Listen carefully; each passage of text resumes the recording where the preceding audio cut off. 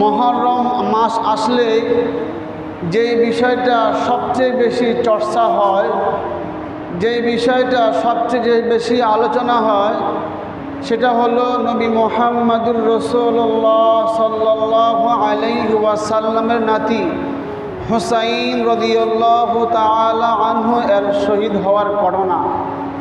নবী সাল্লাল্লাহু আলাইহি ওয়াসাল্লামের নাতি হুসাইন রাদিয়াল্লাহু তাআলা আনহুকে নির্মমভাবে শহীদ করা হয়েছে, হত্যা করা হয়েছে।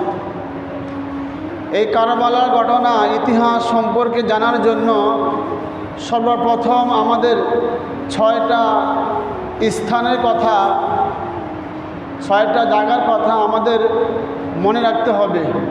1 নম্বর হলো ইয়ামান, 2 নম্বর হলো মদিনা, 3 নম্বর হলো বসরা, 4 নম্বর হলো কুফা, 5 নম্বর হলো দামেস্ক, 6 নম্বর হলো মিশর। 6টা স্থানের নাম বুঝলেই, মুখস্থ করলেই তাহলে সহজে বুঝতে পারবেন ঘটনা।